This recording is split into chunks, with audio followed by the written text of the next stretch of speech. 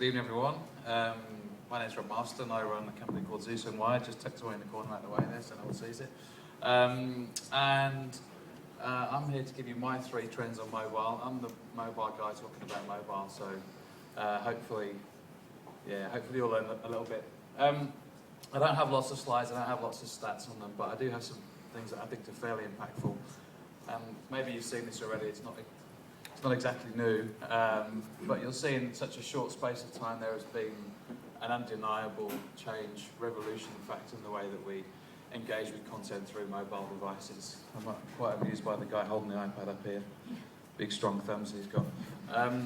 So yeah, this in itself, creates quite an interesting challenge. I speak to a lot of customers and they want case studies, but they also want to be first to market. So you're really kind of struggling to deal with something that's come up so quickly that lots of businesses are suffering from this analysis paralysis. Do we build HTML5? Should we build Android? Do we do a tablet app? Is it going to be on iOS? The reality is really for most businesses, it's about just getting started. Google say last year that of their top 300 customers, and I'd like to have 100 of those, of their top 300 customers, only 3 out of 10 have a mobile optimized landing page experience. 3 out of 10, so it's like your door being closed 7 times out of 10 to customers. This year that's jumped up to 5 out of 10.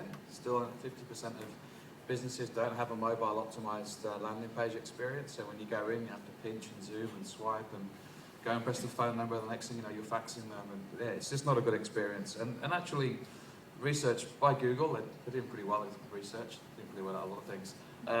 But Google research says that if you don't have a mobile optimized landing page experience, not only do people feel frustrated, not only will they go to your competitors, but they'll probably also never come back to your site. So it's almost better to not have a website at all for mobile and have your website on a mobile device. I'm sure you've all been there. And normally start these sort of things by asking people to stand up, and then if you've got a mobile phone, you can sit down. Maybe I'll just start it differently. Has anyone got not within arm's reach of their mobile phone? Can you please put your hand up? Right, cool. So yeah, it's ubiquitous, right? And that's kind of the point. And often when I'm talking to marketers in these situations, I ask people to put their hand up if they think they've got a mobile strategy. And it's very rare to hear or to see people raise their hands and say, yeah, we've got mobile sorted.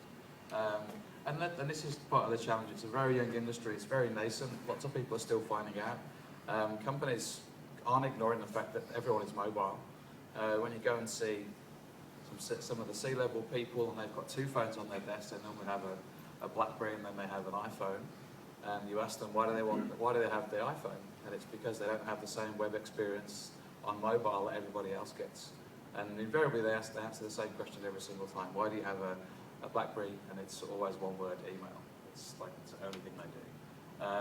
But you'll see that change, and there's a whole change in the workplace, in mobiles and how you use mobiles and their value. I'm just going to go to my next slide. I think it's as simple as that. I'm sure you remember the late great Steve Jobs and the tablet. Tablet stats are pretty impressive. Tablets are actually growing 4 times faster than smartphones. We're seeing, as a business, I run a mobile marketing agency. As a mobile marketing agency, I'm seeing a night and day change between businesses wanting traffic on smartphone and businesses wanting traffic on tablet. And the main reason is because the tablet is a very different device to the smartphone. In fact, it's as different a device to the smartphone as it is to the PC. It's used in a different context. It's used by a slightly different audience. So for example, in the 18 to 39 demographic on smartphones, there's over 85% penetration in the category. So if you're not using an advertising strategy that involves smartphones to talk to the youth category or the 18 to 39 category, then you're really missing out. These people aren't going to do the sort of things that they maybe their counterparts would have been doing 10 years ago before the arrival of smartphones. Tablets, depending on which survey you read and what day of the week it is and who's taken the audience survey, between 40 and 70% penetration in Australia. Australia has the highest tablet ratio per capita.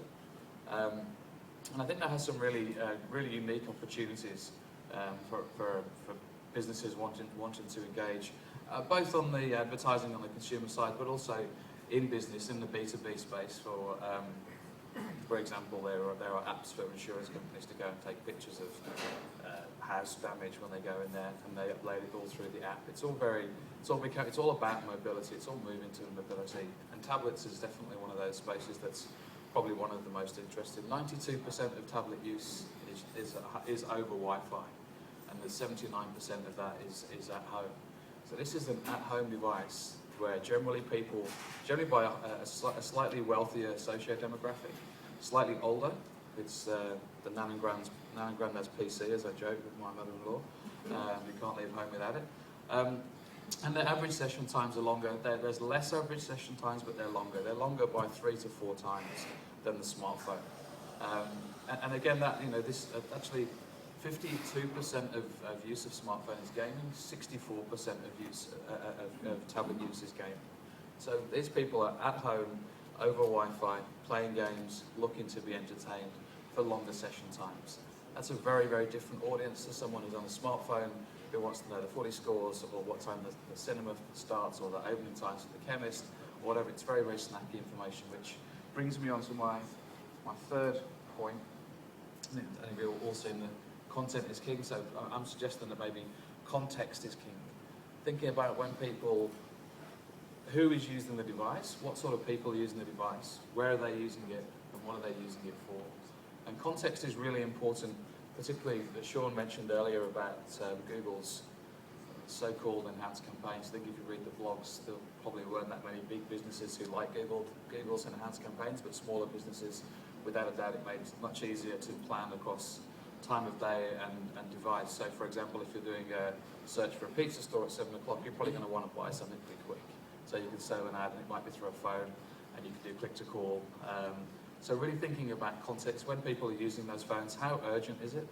And also looking at different types of screening. So there are effectively 3 types of screening. I think they classify 3 types. So simultaneous screening, so using a phone in the morning to search for a holiday, at lunchtime maybe using your PC, and in the evening converting on your tablet. 50% of tablet use is after 7 p.m. when both PC and smartphone are in decline. So that's sequential screening, and you've got simultaneous screening using 2 screens at the same time, so watching the TV and using your tablet to look at the footy scores or some email. And then there's companion screening, so it's using the device to interact with the content that's being played either on the television or in another format. And when you think about those are 3 areas of 3 marketing opportunities that didn't exist 5 years ago. To use a second screen to relay some content. There's some fabulous videos on the internet about how you can be watching a football game and the app will put 2 sides and it will bring in Twitter streams, and you can do all sorts of stuff while you're watching Sex and the City and you want to shop the look, so it pulls up the look and where you can buy it. There's some really, really clever ways that are still very, very early stage, very nascent from a technology perspective, but a lot of possibilities exist in just thinking about context, just thinking about what you're going to serve somebody. I don't know how long we've got. Just keep going. I've got another 10 minutes, half an hour. Just sit down, everyone. We're ready. It's going to be a long night. I only have 3 slides, and this is the 3rd one. But I think if you're looking at the opportunity, one of the things we said 3 each and 1 conclusion, which I'll take the last one. Sean kind of alluded to it earlier, and I've spoken at a few things and had a slide that says don't develop a mobile strategy. The worst thing you can do is just develop a mobile strategy that sits in isolation and only serves one purpose.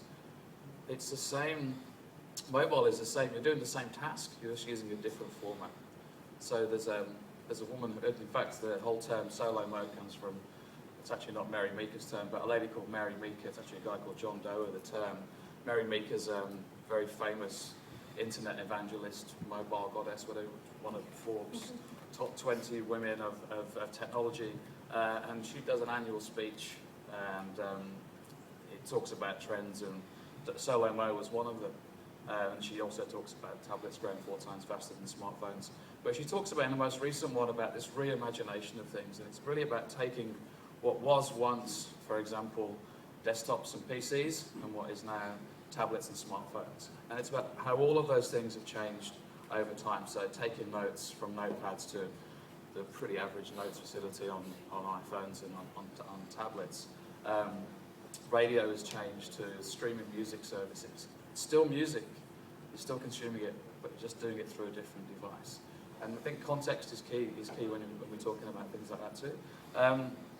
So yeah, the integration piece is fundamental. If you do mobile marketing in isolation, then you risk just having another channel. If you think about how that goes across all the channels, so think about Shazam and TV, so you can have Shazam a TV ad and release some more content. Think about how you use outdoor advertising for QR codes or NFC chips to tap and release more content. That's where we'll see the movement of mobile, the big movement of mobile moving towards, as part of this big perfect storm there that Sean was talking about at the top of the presentation. So that's probably it from. I'm just going to wrap up there. But I'd like all of us to take a question, if there are any from the audience, please. Questions.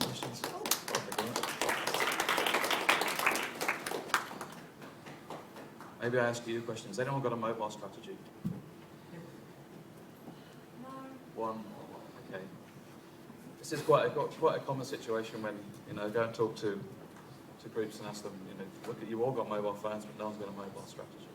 It's kind of interesting that they've all got TV strategies and radio, and I know what I'm going to do my point of sale on my EDM or my SEO, but mobile seems to be left in the corner or out to dry, according to Sean's. How convenient is that? I managed that, by the way. It's the fourth slide you can see. There's a lady waving at me. Either you like me or is there a question? No, I have a question for you. Oh, damn. As a business or a brand, when you're making decisions on mobile strategy, where do you either make a decision to first off making an app as opposed to a website or both? Is it going to be a utility or some gamification thing for your business? That's a very, very good and very difficult question. Do you want to take it? Yeah, I'll take it. I've thought a lot about this. So what I think is that, obviously it gets back to your objectives. So what are you aiming to do? But the way I look at it is that M sites are for finding things, and apps are for retention. So if you want people to come back time and time again, and you want to be able to recognise them when they're in the device, and you want to be able to personalise the experience, then apps are absolutely the way to go. And so, lots of people are getting really good results with apps, even just from a transactional sort of point of view. So it's, mobile wallets now, like PayPal's making a lot easier for you to check out on M sites and things like that. But that can all be very much integrated into an app. So I think you've got to look at what your objective is. I think I would just probably definitely get an M site, but I would look at the company's objectives and go, okay, well, perhaps we will get an app. And I don't think apps are just about engagement or experience. They're a lot about utility. And every second day I'm on Guild Group's app, right? I absolutely love it because it's my eye candy for the day. And guess what? I can transact there too. So, you don't have to think about creating a Nike app or something like that. What's the app again? Oh, Gilt Group, G-I-L-T, G-R-O-U-P. They have daily sales, but on luxury goods, Okay. and they're American-based. And they're very, very clever. I think they're probably some of the world's leaders in e-commerce and m-commerce. Just while we're waiting on another question, just to follow up on that. I was speaking to a guy earlier, Ian, who works in the healthcare industry, and one major trend in the US at the minute is apps within the healthcare industry. Cardiologists are actually using apps to monitor their patients' progress. Now that's pretty amazing when you think about it, and that's something that you're going to see come into Australia again sooner rather than later. And still, while you're thinking of one more question, I was talking about customer service earlier with banking. While Rob was talking, I actually got a text from Bank West, so I have to give them some kudos. I've recently been a victim of bank fraud, and I've been waiting for a month for it to be resolved, and they just texted me saying it was resolved. So kudos to Bank West on that one. So any other questions from anyone? Just on the app, my view on whether to build an app or whether to build a mobile site. So if money was no object, I would build an Android app, an iPhone app, an iPad app, and a mobile site. If money was no object. Now, realistically, if you had to start on that journey, I would start with a simple mobile site that renders across multiple devices. And if you're smart, in my opinion, if you're smart, then you will be looking at what people are doing on your mobile site, and you'll be using that information to build the next iteration of whatever it might be. Whether it's an app, if people are saying, "Oh, I wish I could post photos," and you can only access the camera via a native app, then you need to make a native app. If people are just using it for store times or click to call or something else that doesn't need you to build an app, then my advice is don't build an app. It's expensive to build an app. It's expensive to maintain an app. Building apps is quite an interesting space. It's not. It amuses and amazes me in the same way, but you know, it's always expected by people that big businesses have it all sorted. But if you look, when you go into your iPhone user, I imagine more than 3/4 of us here are iPhone users. When you go into your updates and you go and have a look, you don't look at an update as a negative thing like, oh, Facebook can't get it right. If you actually go in there, not a lot of people do this either because I'm sad, but if you actually go in there and have a look at the app and look at what they're doing, they're changing the nature of their app based on feedback, based on what people want, based on, they're iterating with their app. It's never a finished product, it's a journey. And if you can, as a business, if you can be prepared to commit to that, to continually investing in developing and improving your app based on feedback by users, then by all means go and build an app, but it's expensive. And you have to drive downloads, and you have to drive usage. Our mobile site's always there and rendered. I think the stats for Android, just as an FYI, there are 600 manufacturers and 4,000 devices. So think about trying to build an app on Android. It's pretty complicated, different screen sizes, different capabilities, different versions of the software, people not upgrading to the latest version of the software. So building an app is an expensive project. And this app gold rush, I need to build an app. Why? I just need to build an app. Okay. It's really not, it's not the strategic way to do it. There's a much simpler and much more comprehensive way of doing it, which is based on user feedback. That's my thoughts.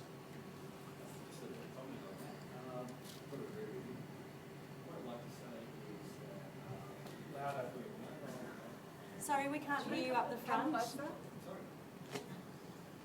was going to say was the difference between the mobile app and general app capabilities. So if you're building a startup, you really don't want to go down an app unless you really want to be in the app space and the internet spaces. And really want to go. So write a responsive website, build a responsive website, don't look it up because that gives you the right rendering on the screen, lots of tools that can do it, like there are tools that can bridge the gap between a native app and a web app, and you can roll it out really, really quickly. And as people around here will tell you, all that initial response that we have, how quickly initial response, and to some things, then you know it's worth your while to do it on an Android app or an iOS app.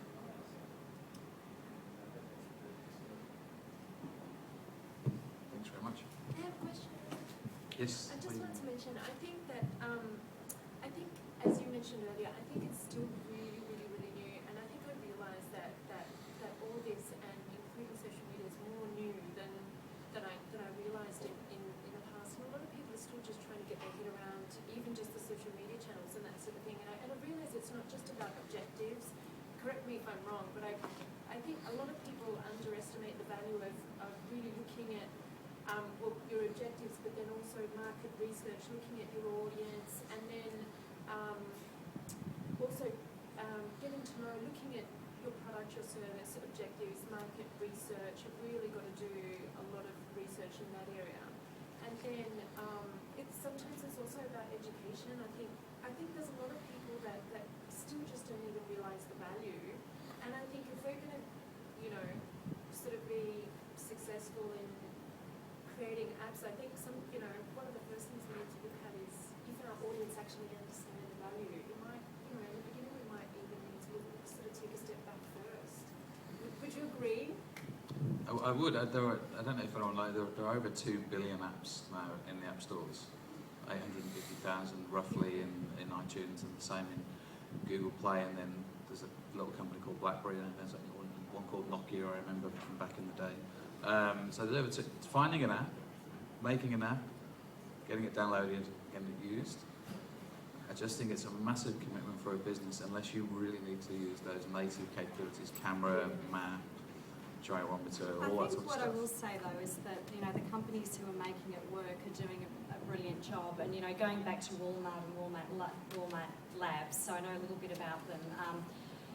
You know, what they're doing is so interesting with mobile, because they're using it as a device to basically, where Amazon was taking ground, they're now using mobiles to grab that ground back. So, you know, they can contact you when you're around store about the stuff you're interested in. When you come into store, they know where you are. You know, they can direct you to things that are more interesting. You can get more information about various things. You can get your store assistant to order something on a tablet if it's not in store and send it to your home. Like, these are all the things that mobile is enabling retailers to do right now. So, you know, apps, yes, agree, expensive, lots of different formats, but if you know what your key business problems are, and you know, and you've got a fairly good idea that apps can help you sort of bridge that gap, then you can use your owned media. Obviously, Walmart has a lot, including in-store space, to get those apps out there. So I think it's a really interesting time, and I think the people who are being brave with it now are probably the ones that are going to come out on top. And Amazon is actually getting very worried now because, you know, they don't have a physical presence. So I think we will see Amazon stores in the next few years, because they're realising that we actually live in the real world, and guess what? This is a connection to the real world. And if you have an app, then you have a personal connection to that customer in the real world. Yeah, and just to add to that, I think you really hit the nail on the head when you mentioned education, Yeah. because it is the starting point for any business. You mentioned social media. We look a few years ago when the likes of NAB and Telstra rushed into it and done Facebook just because they had to do it, and didn't engage properly with customers. And running these types of campaigns, if you're not going to do it right, as you know, it'll have a negative impact, which is very hard to turn around. So don't just do it, as Rob was saying. Don't just get an app. Don't just do social media or Twitter or whatever it may be just for the sake of it. Make sure you have the plan beforehand, know what your objectives are, and have the resource. It's the number one thing holding back most businesses. Having somebody there to engage on a regular basis, that's the biggest challenge for most businesses, having the resource. I was just thinking, Boris, could we, sorry to pick you out, but are you able to talk about Nando's results at all with their app, or not really? It's early days. We launched an app last year to drive loyalty with a barcode. So you go to the store and you scan the barcode and it accumulates the points into your account. It was on trial in Western Australia for about 18 months. So Western Australia being what it is, and there's low population. We got only 7,000 downloads, but we launched last month nationally, and we pushed the app to go back to your point, where we should not ignore traditional media. It was pushed at the counter and every touch points in every restaurant in Australia, through flyers and point of sale, and hopefully the staff that they've been trained properly. And pretty sure we're over 20,000 downloads now, and it's been out for 2.5 weeks. So, which proves that, you know, the traditional media, you have to push your app, people won't find it by chance. Yeah, we've also done an Android one, and the results of that, Android is still a lot lower than iPhone, but glad we did it. We just pushed the number of users. And did you get those results around loyalty that you were looking at in those WA tests? You mean in terms of frequency and everything? Yes, yes. Well, the reason it was launched nationally is because it was a success for us in Australia. So, So it's higher basket value, higher yes, frequency. customer frequency was up about 25%. Wow. And so people, on average, people would come to Nando's at 1.5 times a month, the typical Nando's customer. And the loyalty member would come between 2.0 and 2.9 times a month. And spend was up about 15% as well. 50 or 15? 1.5. 15. Wow. Okay. Thank you. Sorry to point you out. What really, why you go for an app, really good value for the customer. Yeah, exactly. Value for the end user. You can say like we've got a great product, but if the customer doesn't evaluate or use it, your website, they don't call to action. Whereas for an app, you play with the data, do something with it, and it can see results. I think that gives great traction. In the beginning, you may not get your ROI from it. In the longer term, again, it's a personal thing, as Natasha said, the word of mouth around you, saying, I've downloaded this great app. People look at each other's phones to see which apps they have and start downloading them themselves. And that will really, again, generate far bigger visibility also for your brand online than just only having a website or only having one app access. I have a question. Coming out from very small business owners, and I'm interested in your comments on that question, whether to go responsive versus a mobile website and the merits. I might just give you Google's view on that one. And Google have recently recommended going for responsive design, and if not, go for the M dot or dot mobi options. Now, in saying that, going for the responsive design, there's still a lot of blogs out there that really don't rate responsive design for all sites. It is not the best option across the board. One classic example is Starbucks in the US. And the reason being there, apparently they use it really well with regards to finding Starbucks locations, but the rest of the site, finding the content's a bit of a nightmare. The same scenario exists with Mercedes, apparently. So there's pros and cons to everything. I think, Rob's suggestion that you do need to have a mobile site is a number one starting point. So, you can't go far wrong really in having any of the options. I mean, I'm a mobile company and we're just getting a mobile responsive site now, so, not great. But you know what? We're building it in WordPress for nothing. Yes. So it's actually, we're a small business, we're a team of 3, anyone can do it.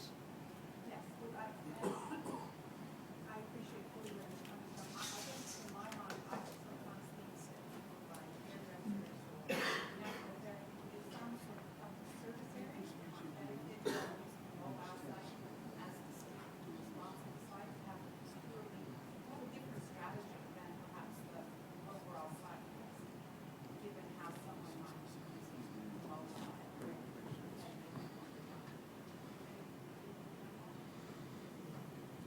I mean, the good thing about responsive design, at least in this WordPress, is it just, it removes pictures. Like the templates basically just remove everything that isn't of value, so you just get to the key points faster because it's small form factor. We've got this fat finger problem, which is actually a technical term, for touching bits of the screen. So if I may, I launched a responsive site for Nando's a year and a half ago, and my experience with it was in terms of content and content displays, it's probably the best option out there. You also get rid of all the duplicate content, which is why Google tells you to use responsive. There are some websites that send content to you alright. But if you have an e-commerce experience, I found that we have a catering section, and looking around on the website, I find that my experience is that a mobile website is probably really better suited to an e-commerce experience, because you want to absolutely cater for the mobile user, and responsive will do that very well. Unless you get a lot of money for your service, if you don't really want to use to make that happen, if possible.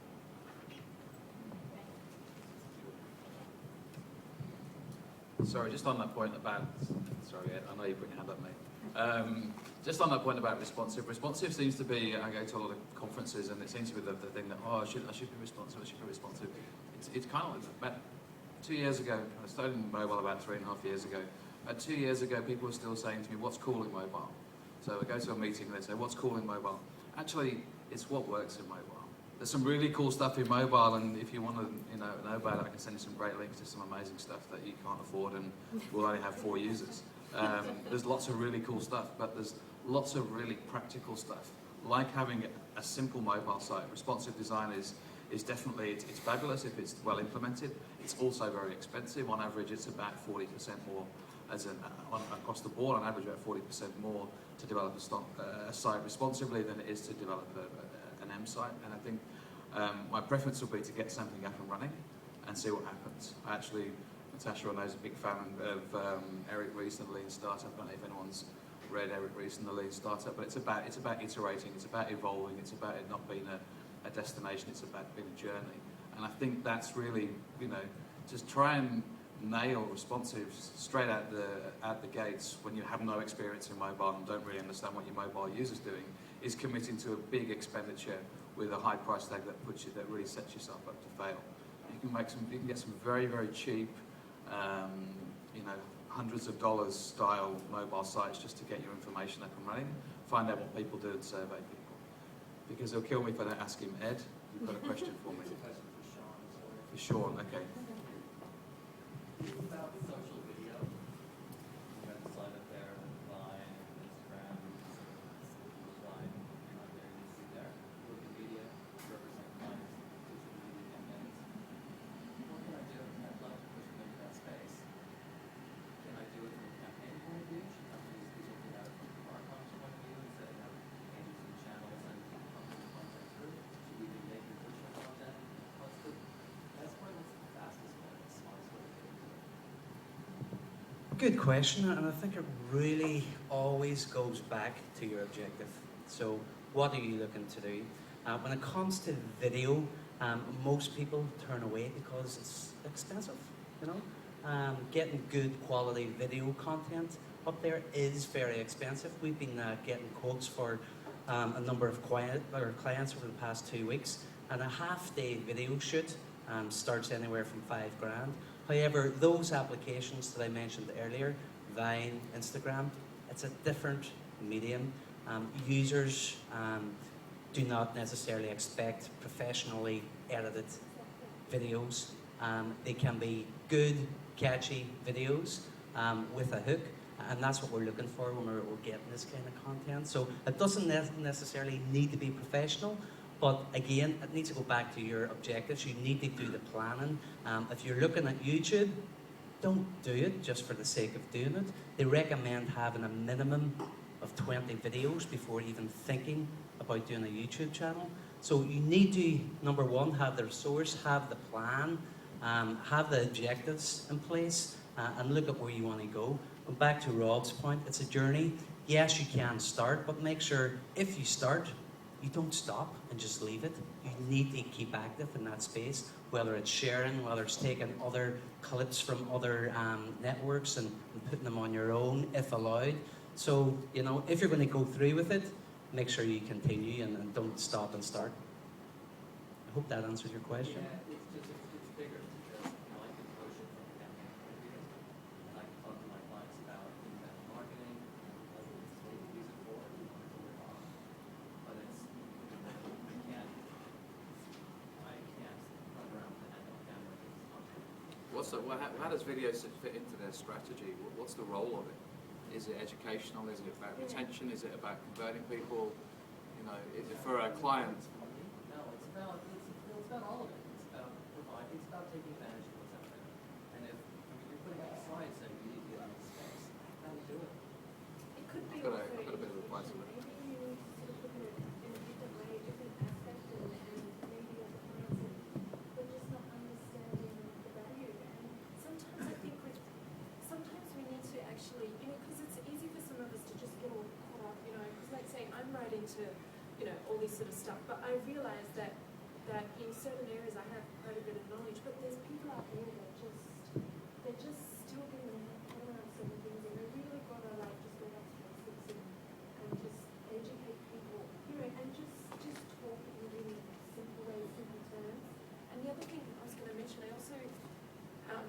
agree that you don't necessarily have to have like professional video, like because now I think a lot of people are even tired of all this, professional stuff that's always all done up, and people actually like to see even just simple stuff, like just stuff that you can even almost do yourself, like depending on what sort of service or approach you have. Because then people like it because they trust it more, they think it's more authentic, they can connect with it more on a personal level.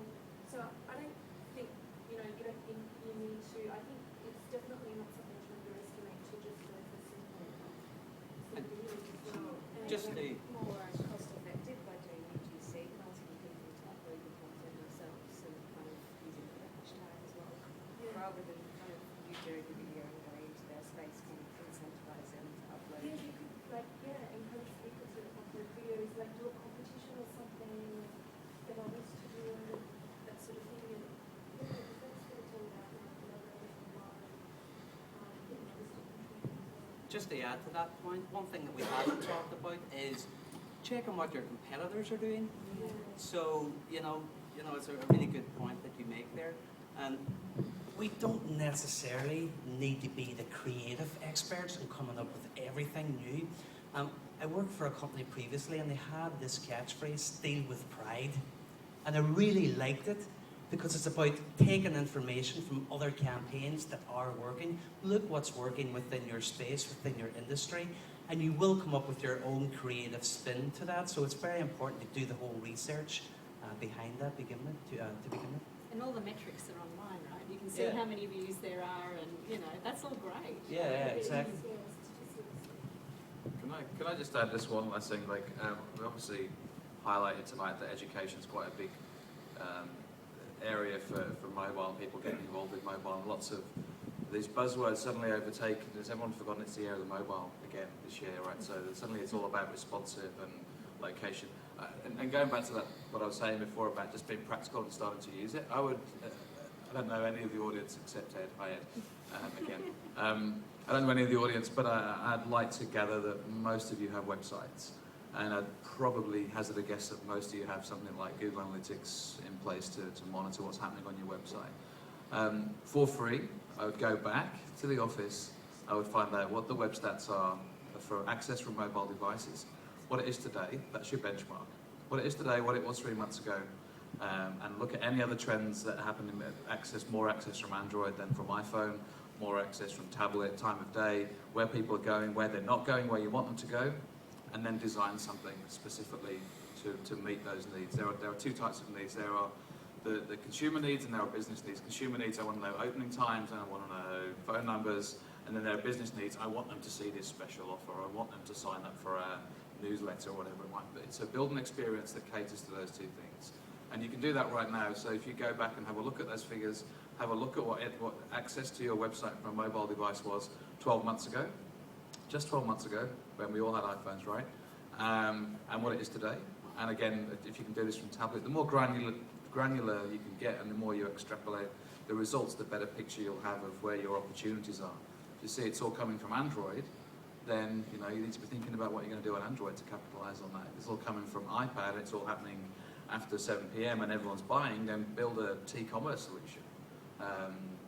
But yeah, just go back and have a look at what's already happening. I think you'll be quite surprised. It's no surprise that no one put their hands up and said they're more than arm's reach away from their phone tonight. So you'll all be accessing, none of you got your laptops open, I don't think. So you'll all be accessing information via your phone. Just think about how that's happening actually on your side. That's probably the best way to get started, to just actually scare yourself a little bit. I'm talking to clients who don't have a mobile site, who have 65% access from a mobile device. They asking me, should I build a mobile site? What do you think? And where do they access email from as well? And then where do the links go on the email? Badly optimized email, unbelievable. It's just not thought of because of education. It's just not thought of. To give you some idea of magnitude, I'm an advertising guy, right? So the advertising industry in Australia is worth $13 billion, the total advertising industry. The online industry just tipped over this year is worth $3.3 billion. The mobile advertising industry is worth $250 million. It's a tiny fraction right now but you're seeing, I have some stats on a notepad I made before I came here tonight, but 4.4 hours a day on average spent with your mobile device outside of work. That 95% of advertising interactions are screen-based, be that TV, tablet, smartphone. So this is the nature. It's getting more personal, it's getting more prevalent, but it's still not getting higher on the consideration list. I can tell you now it's too late to be first, but it's not too late to start.